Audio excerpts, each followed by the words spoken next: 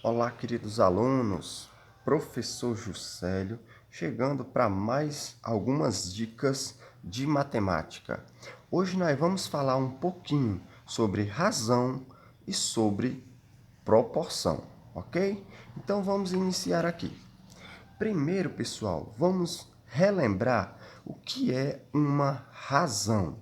Uma razão indica uma divisão. Toda fração é uma divisão. E eu devo lembrar ainda que toda fração deve ser dividida ou simplificada. Então, o que é razão? É uma fração. E uma fração é uma divisão. Aqui nós temos o primeiro exemplo, 21 terços, certo? Essa fração pode ser dividida 21 dividido por 3. Sim, um 7. Segunda fração, 4 sobre 20 avos. Essa fração pode ser dividida? 4 dá para dividir para 20? Não, mas ela pode ser simplificada. Por quem? Por 2. 4 por 2, 2. 20 por 2, 10. Eu posso simplificar novamente? Sim, por 2. 2 por 2, 1. 10 por 2, 5. Então, pessoal, eu tenho que lembrar que quando eu for simplificar, eu vou achar um número que divida o numerador e o denominador ao mesmo tempo. Nesse caso, eu poderia ter simplificado logo por 4. Os dois métodos vão chegar ao mesmo resultado, ok? Outra fração, 3 sétimos. Dá para dividir 3 para 7? Não. Dá para simplificar? Também não. Ou seja, essa fração já está irredutível. Ok? Então, são 3 possibilidades que eu vou encontrar na razão ou fração. Continuando. Depois de compreender o que é razão, nós vamos falar um pouquinho sobre proporção. O que diz a regra sobre proporção, pessoal? Na proporção, o produto dos extremos é igual ao produto dos meios. O produto dos extremos é igual ao produto dos meios. O que são extremos e o que são meios? Vamos compreender aqui. Aqui eu tenho esse exemplo, ó. 1 meio e 3 sextos. Observe, o que é que diz a regra? O produto dos extremos, produto é multiplicação, não esqueça. Então, eu vou multiplicar, fazer esse cruzamento. Ó. 1 vezes 6 é 6, 2 vezes 3, 6. Olha o que foi que aconteceu aqui, ó. 6 é igual a 6. O que a proporção diz? Que o produto dos extremos, então, 1 e 6 são os extremos, estão nas extremidades. 2 e 3 são os meios. Resumindo essa regra, para mim ter uma proporção, uma proporcionalidade, quando eu multiplicar os extremos e multiplicar os meios, eu tenho que ter uma igualdade. Os números devem ser iguais. Compreendido? Vamos aplicar aqui alguns exemplos para nós observarmos se são proporções. Eu tenho 6 nonos e eu tenho 4 sextos. Vamos verificar se formam uma proporção. 6 vezes 6, 36. 4 vezes 9, quanto é 4 vezes 9? 4 vezes 9 é igual a 36, meus amigos. Isso quer dizer que 6 nonos e 4 sextos formam uma proporção. Outro exemplo, aqui eu tenho 5 sétimos e 7 sextos. Produto dos extremos, 5 vezes 6, 30. 7 vezes 7, 49. são diferentes. Isso quer dizer que essas duas frações, essas duas razões, não formam uma proporção. Aqui, ok, sim, aqui não formam grandezas proporcionais. Acredito que vocês estão entendendo até esse exato momento, ok? Agora que eu aprendi o que é uma proporção, são quando as duas frações se equivalem, quando eu multiplico os extremos pelos meios e eu tenho uma igualdade. Agora que eu já compreendi, eu vou dar um passo a mais. O que é esse passo a mais, meus amigos? As proporções, elas têm dois grupos, as diretamente e as inversamente. Vamos começar pelas grandezas diretamente proporcionais.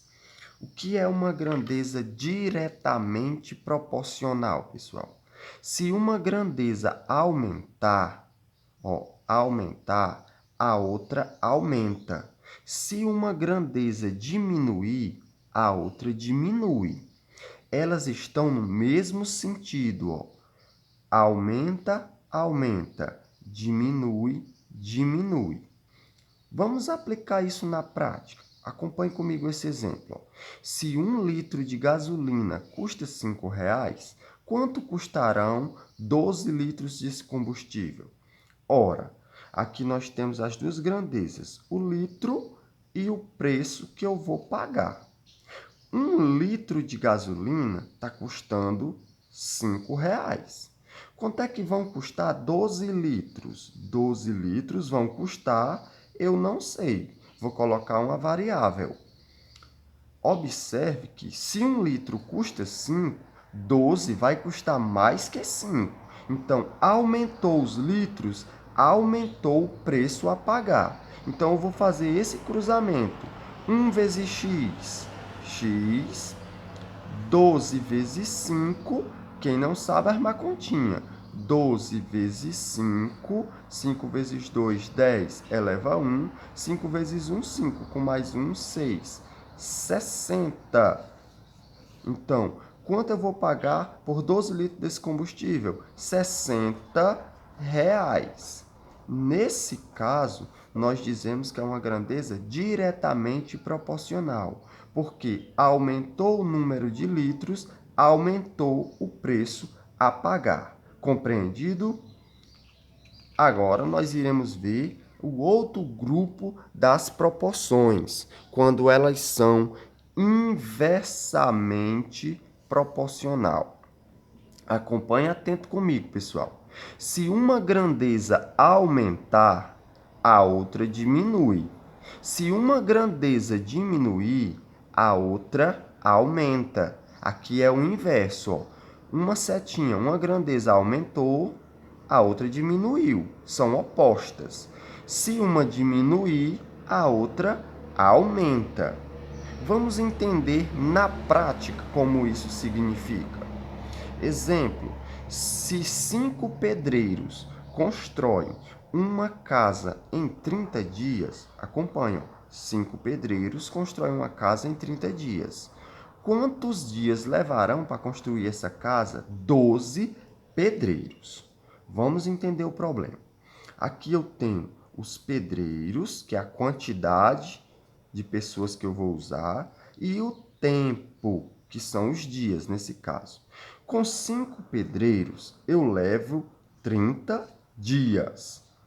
Se eu tiver 12 pedreiros, eu aumentei o número de pedreiros. Quantos dias eu vou levar? É o que eu quero descobrir. Olha o raciocínio, pessoal. 5 pedreiros, 30 dias. Se eu aumentar o número de pedreiros, vai aumentar o número de dias? Não, vai diminuir. Eu aumentei as pessoas, então vão fazer em menos tempo. Então é inversamente proporcional. Eu aumentei, vai diminuir. Quando for inversamente proporcional, ao invés de fazer o cruzamento, eu vou multiplicar dessa forma, invertendo. sempre começando pelo lado da variável. 12 vezes x, 12x. 5 vezes 30, 150. X é igual a 150 sobre 12. X é igual, arma a continha, 150 dividido por 12. 15 dividido por 12 cabe 1. 1 vezes 12, 12. 5 menos 2, 3. 1 menos 1, 0. Baixa o 0. 30 dividido por 12, cabe o quê? 2. 2 vezes 12, 24. 30 menos 24, sobra 0, sobra 4. Prestado. Sobrou 4. 30 menos 24 vai sobrar 6, desculpem. Baixei um 0 e uma vírgula. 60 dividido por 12, cabe um 5. 5 vezes 12, 60. Menos 60, 0. 12,5. O que isso significa, pessoal? Quantos dias levarão para construir essa casa? 12 pedreiros? 12 dias e meio. Então, a minha resposta bem aqui seria 12 dias e meio, ou seja, 12,5.